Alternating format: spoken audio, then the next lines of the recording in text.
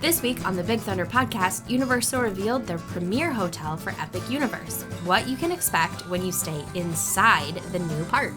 Also, Disney opened a new food spot outside the parks. We're going to tell you where you can get that dog in ya. That's weird. Plus, there might be a new chance for you to meet two of Disney's most vile villains. All that and much, much more. Buckle up. Here's your hosts, Bo and Abby. Welcome to the Big Thunder podcast, where we round up all the buzz out of Disney and Universal and eventually play a fun but ultimately stupid game. We're your hosts, Bo. And Abby. There are time codes if you want to jump around, if there's a specific news story you're here for, or if you just want to get right to the game. That's what the time codes are for. I thought you're splitting it up. Yes, it is split up on YouTube.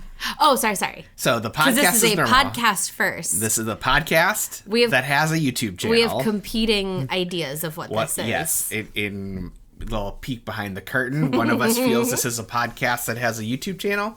The other one feels that this is a YouTube channel that has a podcast. Yeah. But no, as the person who does the editing and marketing, I will say that we are podcast first. There's a reason we're not called the Big Thunder YouTube channel. But we do have the Big Thunder YouTube channel, which you should check out and subscribe to. Okay. Anyways, let's get to the roundup. If you're new to the roundup, this is where we take a look at the biggest stories of the week. It's less about breaking news and more about like, hey, did you hear this? Mm-hmm. Speaking of which, did you hear about Universal's new hotel? I did. And I watched the video on it, and I will put it on the Minnie Vacay Facebook page. I don't know that I could put it on the Instagram page, but we'll put it on the Facebook page. So Helios Grand Hotel is the big news out of Universal this week. Universal Orlando shared the first details about this hotel, which is opening at Universal Epic Universe in 2025. I believe January. It's going to be open that early? That's what I think. Don't like... So, but the park isn't supposed to be open until, yes, but summer. I do believe the first reservations that you can start staying there is January. Okay. So this hotel is heavily influenced by the Mediterranean culture and decor. Universal is touting the new 500-room resort as the crown jewel of Epic Universe and the pinnacle of Universal Orlando's hotel experiences. Heavily influenced by the Mediterranean culture and decor. So I got the impression it's like Greek gods and goddesses, and it's like lots of elements. Yeah. Our daughter will love that. Yeah, she's a big fan of that kind of mythology. Mm-hmm, it looks beautiful. The lobby's floor-to-ceiling windows offer a view of Celestial Park, which Universal claims boasts some of the best views of Epic Universe in the entire hotel. From the video that we saw, it looks like, you just like walk in and see right through to everything. Yeah. It does look very pretty. Yeah. It'd be really cool to be able to stay up there at night and see like Stardust racers going by. It'll be even, I think, any time of the day with like the fountains. I'm assuming, yes, at night it will be all lit up and different. But it looks just gorgeous. Yeah. Many of the rooms offer views of Epic Universe, and unique to Universal Helios Grand Hotel are How to Train Your Dragon Kids Suites, where kids can rest among dragons in colorful rooms inspired by the village of Berk. Those are cool. I'm surprised they didn't do like kids suites for each of the parks, each of the lands. Mm-hmm. Like here's a Mario or a Nintendo World. Here's a Wizarding World one. Here's a Dark Universe one. Well, there's other hotels, right? Yeah, so maybe there's the Stella Nova. Those may have different suites in them to draw you in. This is a Lowe's hotel, which Lowe's has already done some Universal hotels. Lowe's Portofino Bay, which is probably my favorite of them down there. Like the theming on the hotel, I think, is just as neat and immersive as the parks. Okay, this might be a stupid question. Okay. Is it Lowe's like the hardware store? No. It's a different Lowe's. Loew. Okay. Not LOW. I think Lowe's hardware store is actually Walmart. I think it's a Walmart brand. Yeah. Yeah. No, these are not Walmart hotels. Well, good question. I always hear Lowe's Hotel, and it just makes me think Lowe's the store. Yeah, no, different spelling. Okay. So with this hotel, there is a Bar Helios, which is a rooftop lounge with a 360-degree view of Epic Universe and beyond. This looks beautiful. It looks like there's an outdoor seating. Like a patio. Like a patio, which is very high for that. So that could be interesting on how I react to that. As someone who has recently learned they're much more afraid of heights than they even once knew. Yeah. But it looks beautiful, and having the views of the resort, I think will be really cool up there. And it also said you can see nighttime shows. Did you pick up on that? I didn't, but I wonder what kind of nighttime shows they'll have, or if they'll do fireworks or... Well, I mean, we talked about how there's that, like, lighting fountain show when it goes from day to night. So they could be referring to that. Okay. One thing that I noticed that looked very beautiful is the pool around.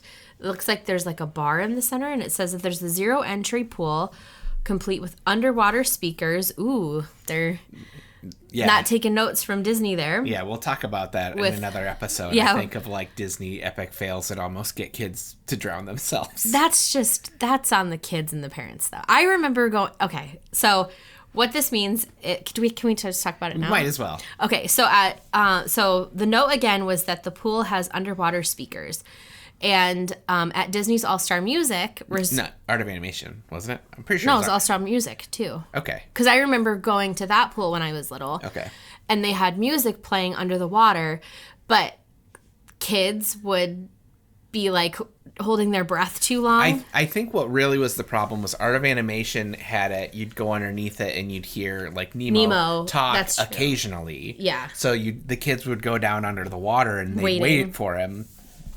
So anyways, and then that's okay. Well, problems. I'm also pretty sure All Star Music had it, but now I'm like questioning myself. But I'm pretty sure I remember swimming there little and hearing music under the water. Okay. Anyways, okay. So there is a 0 entry pool complete with underwater speakers, poolside cabanas, a hot tub, a single hot tub. I'm sure there's more than one. It's just the note that I saw was a hot tub. We're gonna hope that that's plural. Poolside movies and recreational activities, plus more. I think that will be a very fun space. It will be interesting how that works, because one of the very special things about this hotel is that you walk out into the park. Yeah. So would the pool and all of that be like traditionally the front of the hotel, since the back of the hotel is the park? I would imagine there's probably like hotel, pool, some kind of barrier, park. Okay. If I had to guess. That's my nightmare. I don't want to go to a hotel pool.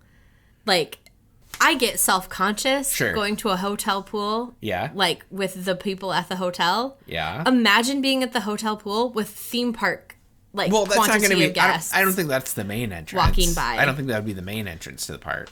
Okay. Well, that'll be interesting to see how they do that. Flora Taverna. That's how I'd say it. Flora Taverna is a full-service restaurant featuring an open-style kitchen with live cooking, Mediterranean comfort foods, pizza ovens, and al fresco seating overlooking Celestial Park. And this restaurant will be open for breakfast, lunch, and dinner. And then there will also be a coffee shop and a poolside bar and grill. And it looks like the coffee shop will have grab-and-go items if you don't want to do a sit-down and you just want to get out into the park. I'm assuming the park will also have breakfasty items. Oh, yeah, for As sure. it gets going, people will find, I'm sure there'll be, what is it, Florida and their tots, which they don't call them. Do they, or is that just a Disney thing? What, potato barrels? Potato barrels. Yeah, I don't. I'm sure Tater Tot is like owned by Ore-Ida or something like that. Okay. Speaking of epic openings in Orlando, Blue Ribbon Corn Dogs opened on the Disney BoardWalk. In the time, nope, I'm not going to go there. I was going to say something sassy about in the time that Universal built an entire theme park, we got a corn dog stand. I am excited for this corn dog stand. Too. So if you want to throw some salt on that, go ahead. No. I'm legitimately excited about this corn dog stand. They have one at Disneyland. Now there's one at Disney World. At where? On the Disney BoardWalk. Which is where? Which is over at the Disney BoardWalk. Yeah. The Disney BoardWalk Hotel. Behind that hotel, you'll find the Disney BoardWalk. It's near Epcot. Yeah, and then Swan and Dolphins there, Beach Club, Yacht Club, Epcot, Hollywood Studios. It's in that area. It's one of our favorite areas. I love the Disney BoardWalk. Same. Which is weird because I don't love a typical boardwalk vibe. Like, I don't love the carnival-y theme. Yeah. But I do love the boardwalk. Yep. Along with normal corn dog, you can get a pickle dog, the golden dragon, or the Mexican street dog. You can also get lemonade and fresh cotton candy. Aw. Mexican street dog is jalapeno sausage fried in cornmeal batter, topped with garlic mayo, corn kernels, cotija cheese, and cilantro, garnished with a lime wedge and served with chips. That sounds good. I wonder how hot it is, though. Pickle dog, which is an all-beef hot dog wrapped in a dill pickle, fried in cornmeal batter, and rolled in panko breadcrumbs, is served with peanut butter and chips. I would try it. Yep. My dad was really... Remember when my dad was like, have you ever heard of hot dogs and peanut butter? You must try it. I don't remember It was that. a Florida thing. It was back when he was like part of the Rosemary Beach scene. Okay. He had us try peanut I've butter. had a burger with peanut butter on it. Yeah. No, I don't know. Okay. And then the Golden Dragon is a classic beef corn dog crusted with panko breadcrumbs, served with a side of sriracha mayo, sweet Thai chili, and a bag of chips. Can you say that one more time? The Golden Dragon. Yeah. Hot dog with... Classic beef corn dog, Okay. crusted with panko breadcrumbs, served with a side of sriracha mayo, sweet Thai chili, and a bag of chips. So really it's just a standard corn dog with... Dips. Dips, Yeah, okay. sounds like it. Yeah, next time we hit the boardwalk, I would try the pickle one, I think. Yeah, I think that one sounds good. I think I would try all of them. Yeah. I kind of just would want a regular. Do they just have regular corn dogs? Yeah, you can get a Okay. more standard corn dog. Can you get mini corn dogs? Or do you have I don't to get think so. I corn think dogs they're on all a on. stick? I think it's all on a stick. That's a little nerve-wracking. Why? Children running around. Oh, sure. But Other things happening down in the Disney bubble. We've got some more villains at Not So Scary, or at least testing different ways you can meet the villains at the Not So Scary Halloween party. Recently, Disney was testing a new meet and greet in the Magic Kingdom during Mickey's Not So Scary Halloween party. It wasn't promoted. People just kind of I was going stumbled to say, upon it. I don't know who this is.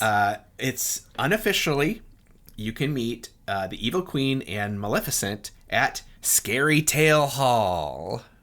Nice. Yeah, so Maleficent's by the Aurora painting, Evil Queen's Okay. by the Snow White painting. Do you think that's a little tease into the New Villains Land coming? Possibly. Yeah, they might be testing to see how many people want to actually meet the villains. Because for the first couple parties, they were just kind of out roaming, or they'd appear on like the train station.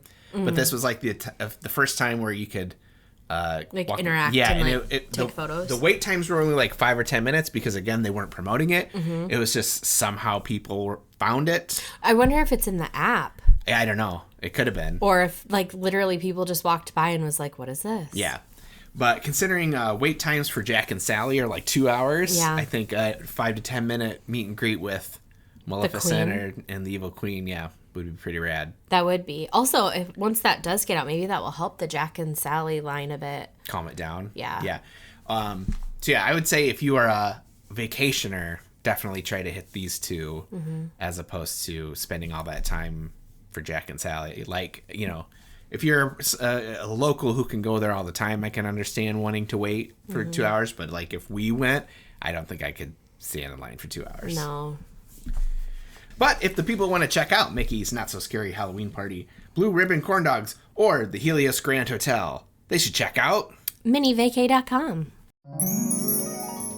Here on Big Thunder Podcast, we like to keep things as real and authentic as possible. And one hard truth is that for as amazing and magical as a trip to Disney or Universal can be, planning one can be a little intimidating and sometimes even frustrating. What are the best parks for my family? What are the best places to stay for my budget? Do I really need to wake up at 4 a.m. 2 months before my trip to book dinner reservations? It can definitely be a lot. But that's where Minnie Vacay can help you. We are certified Disney and Universal travel planners who specialize in taking the hard stuff off of your plate. We love waking up at 4 a.m. for Disney stuff. And not only are our services completely free to you, but when you book a vacation package with us, we'll send you a $25 gift card. Minnie Vacay is a part of Gateway to Magic Travel, an authorized Disney vacation planner and Disney earmarked agency. Check us out on social media. We're on Facebook and Instagram to get the ball rolling on your next magical adventure, or you can also see all of our information at MinnieVacay.com.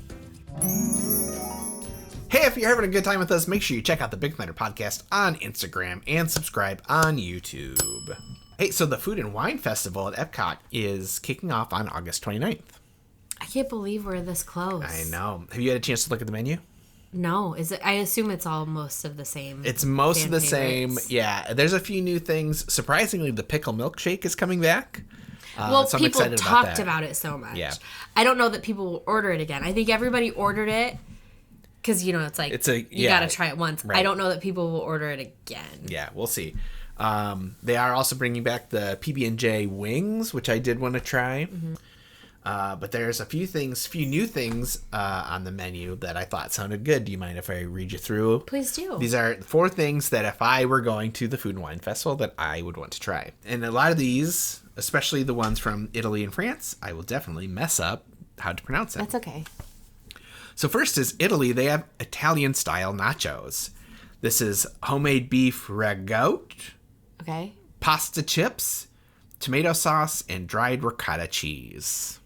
Yum. Italian nachos. Dried ricotta, though. Weird, but yum. France has molo aux oignons, comme es, et au fromage de chèvre. It just keeps going. Fromage. Yeah. Is that cheese? It is. So this is egg molo, which I googled it. It just means soft. Goat cheese and caramelized onions. It's basically like a eggy cheese onion bread. Okay. Looks good. Okay. Then over at Milled and Mulled, they have the Blake's Hard Cider Company Cider Mill Donut Hard Cider. That's a lot of ciders. Is this in Canada? No, I bet it's close to Canada, but the official booth is called Milled and Mulled. Okay. Usually Canada has like the ciders and the apple stuff. Yeah. Did you even say apple? No. I just associated cider with apple. Yeah. All right, and the last thing at the Food and Wine Festival that I would like to try, this is from the funnel cake stand at America. Mm-hmm. They have a tiramisu funnel cake with vanilla ice cream topped with chocolate rum sauce and cream cheese, whipped cream, and dusted with cocoa and espresso powder. Yum. Yeah. But like, it's a lot going on. wow. Share that with like 5 people. Especially because it's going to come out and it'll be like this big. For sure. Yum. All right, so yeah, I don't know what we're gonna do next week for sure. We might do something with the Food and Wine Festival. We might do something that's just like Epcot-y. But also we've got the first Halloween Horror Nights next weekend. That'll be fun. We could do a whole episode on Epcot. Yeah, probably do. Yeah, let's do some Epcot next week. I love Epcot. Yeah, it's I feel like Epcot's one of the most underrated. You are a big Epcot fan. I am. The biggest Epcot fan I know, that's for sure. Aww. So yeah, I don't know if I want to do too much Halloween Horror Nights stuff, because like I said, I've got a lot of spooky stuff planned for October. Yeah, I feel like we should, we know what's happening, but let's save it until, I don't even have a single pumpkin out in my house right now yet. Like, but I'm your pumpkin. That's true, I have this pumpkin. You're really I'm her pumpkin. I am her pumpkin. She's really taking over the end of the show. The show has been hijacked. I'm her pumpkin. You are. Okay, good. We're so close to being done, Charlie. Thank you for being patient. We're almost done. Okay. Anyways, on our September 17th show, we're going to grade all the Disney witches, because the next day is the premiere of Agatha All Along. Ooh. So yeah. I already know my most scariest witch. Well, we're not ranking. We're grading. Oh. All right, you want to take us home? Yep. If you are enjoying the show, please go to your podcast player of choice and click on follow. Then turn on automatic downloads. Not only will this help the podcast, but it will guarantee that you have the best listening experience possible. If you're listening on Apple Podcasts, leave a 5-star review and we might read it on the show. Or if you're like me and you listen on Spotify, then just share it with your friends. Yep, that's the best thing you can do is to help the show grow, is just to tell a friend, preferably one that loves Disney, Universal, and stupid games. And if you're on YouTube, because that's where people like me listen to the show, make sure you subscribe and leave a comment. Anyway, thanks for coming. And enjoy the ride.